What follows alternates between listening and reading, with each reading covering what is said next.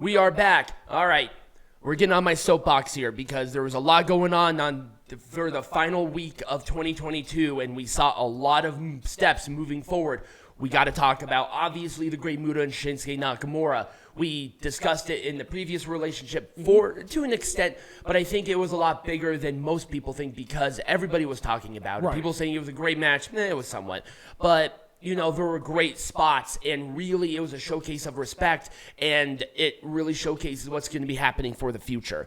Let's talk about Raw's absolute best of 2022. Kind of shit. I didn't watch it, but I heard it was, you know, it's a recap show. What else are you expecting here? It's a 3-hour recap show, which is annoying, but it had 1.1 million, just average, which isn't great for Raw, but when it's a recap show, you can live with it. And then also it was a 0.27 demo, both of them down, not a big deal, right? Let's talk about NXT because there was quite a few things happening here.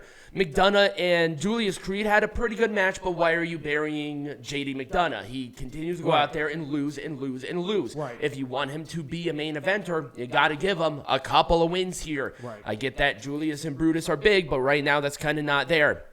Scripts is fucking awful. It's an epic failure. Get rid of it now.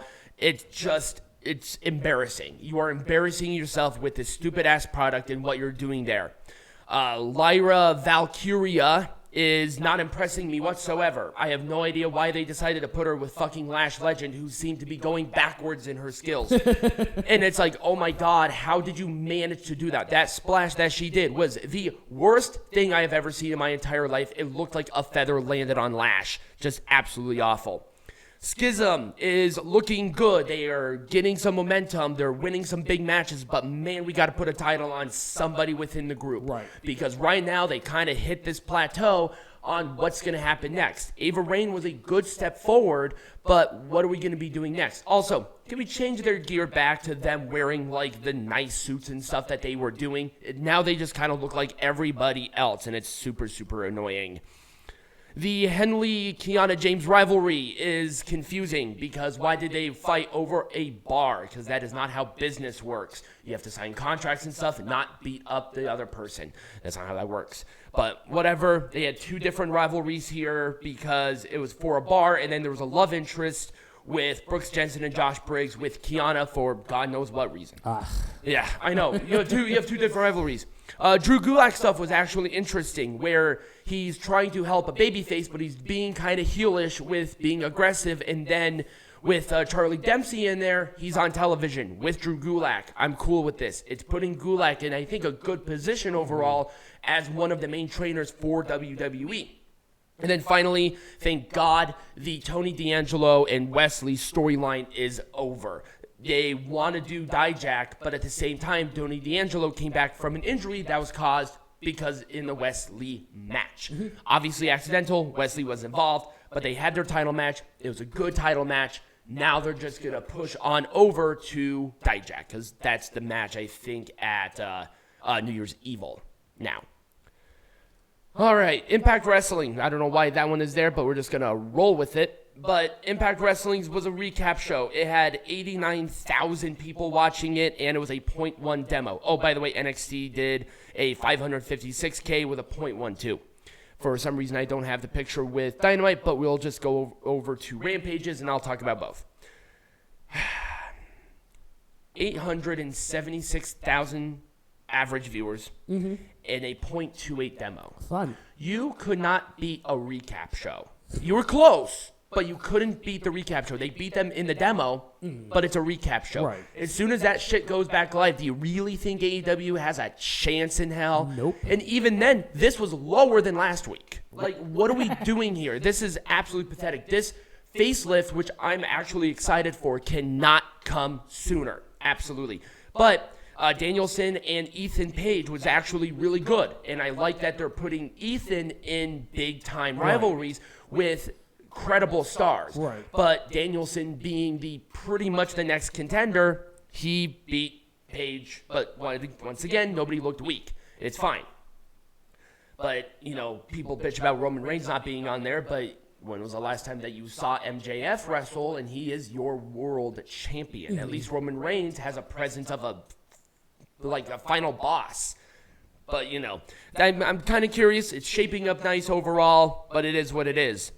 Claudio and Jon Moxley establishing a tag team is actually quite interesting. I want to see more of that. And I know that they're going to take the titles off of the Acclaim and put it on Jarrett and Lethal. I just have a horrible feeling about that.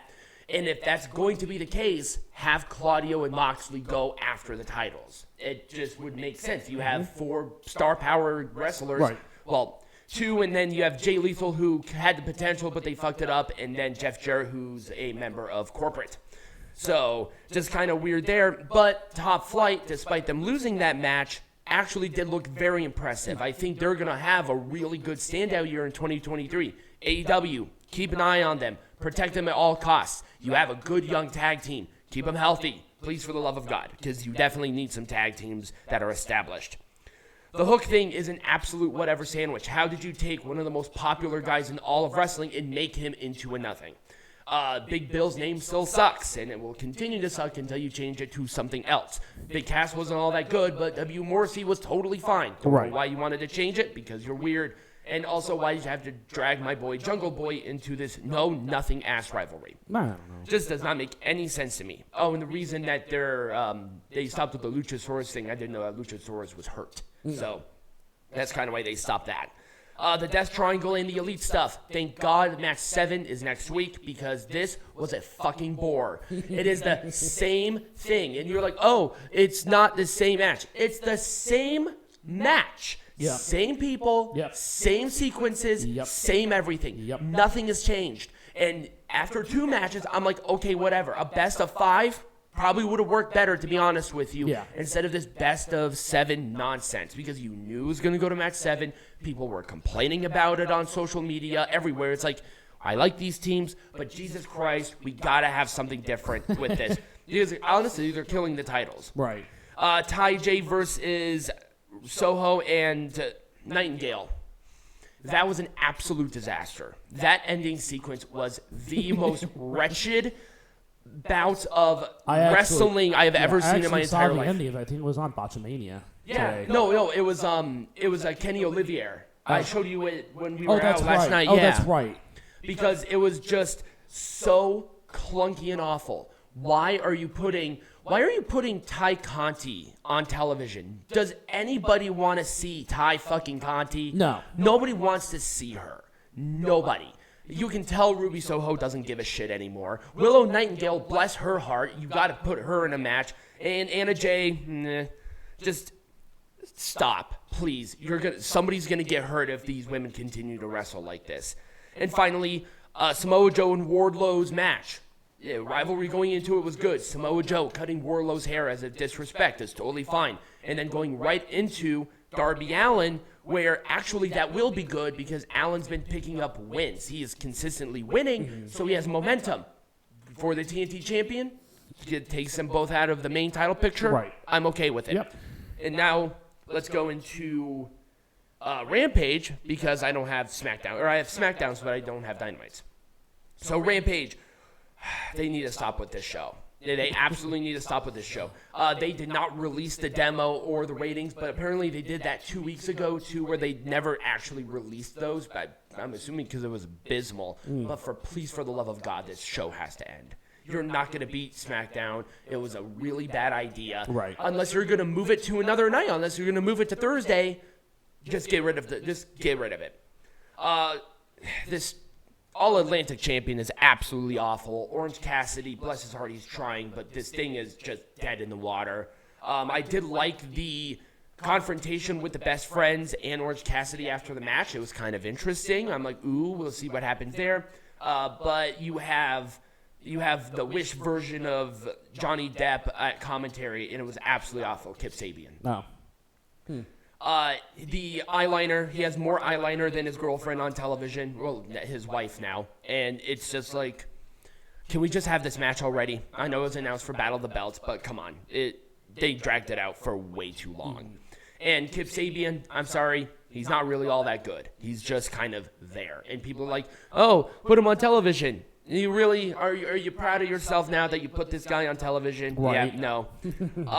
Moxley's segment was absolutely useless. Is Hangman Page healthy? Because if they're doing this entire rivalry where Hangman Page, who had a concussion, cannot go into the ring, you are wasting everybody's time. Why are you having somebody, if this is IRL where he cannot wrestle, why are you having a rivalry with it? Why are you having them physically compete against each other? It just doesn't make sense. Somebody's going to get absolutely hurt. I don't know what's going on with it. It's totally useless. I mean, just confusion is the killer of any feud. Like, if you're confused about a rivalry and why they're fighting and what they're doing with it, then why it's a killer. Right.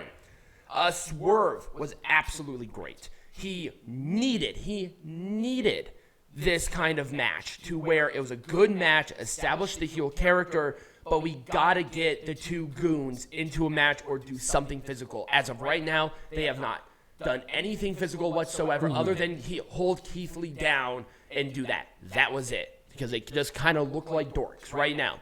And finally, I wanted to save this one for last because this one pissed me off the most. You had an opportunity to get somebody over. You had an opportunity to build a good match. And you had this with Jade Cargill and Kiera Hogan. Kiera Hogan was kicked out of the baddies, fired by Jade Cargill. And you had this opportunity to take Kiera Hogan, who's a good wrestler. I like Kiera. And build her into something to where maybe wait until the next pay-per-view, wait until Revolution to have them. Where a big moment, you have Kiera beat Jade. Right. Big time moment, big time stuff. Did they do that? No. Did AEW make this obvious choice? No, they did it on Rampage. Wow. You had this opportunity to create a new women's star right now, and they just won't do it. Right. And you see why it's a mess. You see why people just clown on it all day long, because they're making decisions that are so glaringly obvious. Just absolutely disgusting. So before we get into SmackDown, I want to talk very, very briefly about Stardom show, because they had a big show. Lots of title changes, a couple of debuts.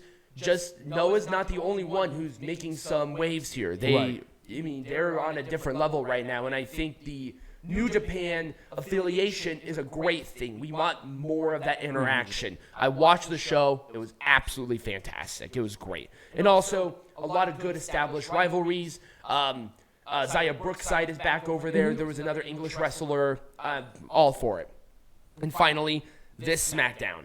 John Cena's balding head. Yep, his balding head. People are playing tic-tac-toe with it. But the Bray Wyatt, LA Knight, and Uncle Howdy feud finally is moving forward with something where they're going to have a match at the Royal Rumble. Yep. And also we had some physical attack from Uncle Howdy. Who is it? There were a couple of people who said this, that, and the other thing. Whatever. Sheamus and Solo Sikoa was a good match, but for the love of God, can we get the Brawling Brutes away from the Bloodline for a minute? Right. Because they have been fighting for, I swear to God, like 5 months, and I am like, okay. Well, you know, Brawling Brutes are pretty popular, so. I know they are, but at the same time, there has to be somebody else. Drew McIntyre's return was good, and I am happy that he is back, but why are they having a undisputed tag team title match next week? Because they feel like it. No, once again, pay-per-view. You build it. God damn it. People, this is backwards. This is TNA all over again. Jesus Christ. Ronda Rousey and Raquel Rodriguez was a good match, but they kept Raquel strong, but why didn't they have Raquel win the belt and then Charlotte take the title off of her then? Right.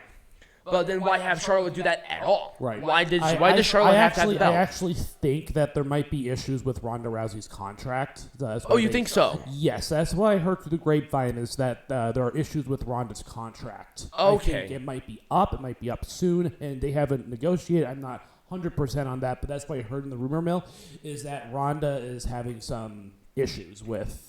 Gotcha. But overall, I think Charlotte coming back was necessary. Yep. Absolutely. If Sasha Banks is not, we got to have somebody big on there.